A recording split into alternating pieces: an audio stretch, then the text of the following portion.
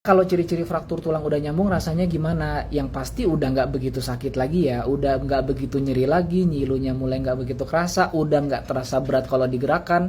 Tapi itu salah satu tanda aja, karena pemulihan fraktur ada 4 tahap. Yang pertama biasanya pasca fraktur pasti ya pendarahan dulu, ya peradangan dulu, baru mulai hilang dan mulai tumbuh kalus. Biasanya dalam waktu 3 minggu sampai 4 minggu. Kalau berlebihan berarti biasanya ada asupan nutrisi yang kurang atau mungkin ada masalah metabolisme badan. Nah, tumbuh kalus ini itu udah nggak ada rasanya tuh. Kadang masih nyeri, kadang enggak, tapi udah nggak ada rasanya. Hanya bisa dicek lewat ronsen, kelihatan, oh kalusnya tumbuh. Baru kalusnya mulai mandad dan remodeling jadi tulang yang baru. Jadi kalau pertama ya, harus peka sama kondisi badan. Tapi kalau udah peka pun nggak menjamin apa yang kita rasakan. Kadang sensasi itu bisa dari tulang, bisa dari otot, bisa dari syaraf, atau bisa dari yang mana-mana, kita kan nggak tahu ya. Salah tidur aja kita udah kerasa nggak nyaman biasanya kalau lagi pasca fraktur. Jadi kalau saya jangan ngandelin rasanya doang dalam tanda kutip. Ya di ronsen dicek, tapi kalau saya jujur pengalaman pribadi, dan kemarin adik saya juga hampir jarinya putus itu, ya kita fokus sama penanganannya aja dulu, penanganan sedang kondisi fraktur. Kebetulan kalau saya nggak medis alternatif, adik saya harus dioperasi, memang udah hampir putus aja jarinya.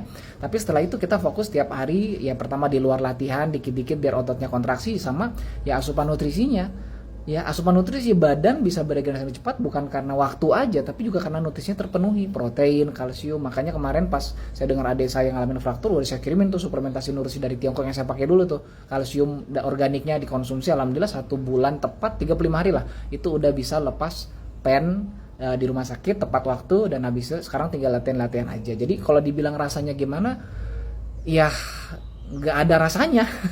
Ya nggak ada rasanya, bahkan ada beberapa orang yang tulangnya belum nyambung dan nggak kerasa sama sekali gitu, pennya patah, bengkok lagi, nggak kerasa sama sekali karena memang syarafnya tidak bermasalah. Ya jadi kalau saya ditanya rasa itu agak bingung ya, karena pada akhirnya ya yang penting ikhtiarnya tepat, nutrisinya tercukupi, dan dicek lewat ronsen, insya Allah bakal membaik juga ya. Intinya ya positive thinking aja, dan selalu optimis, jangan overthinking ya, biar pemulihannya juga tepat waktu ya.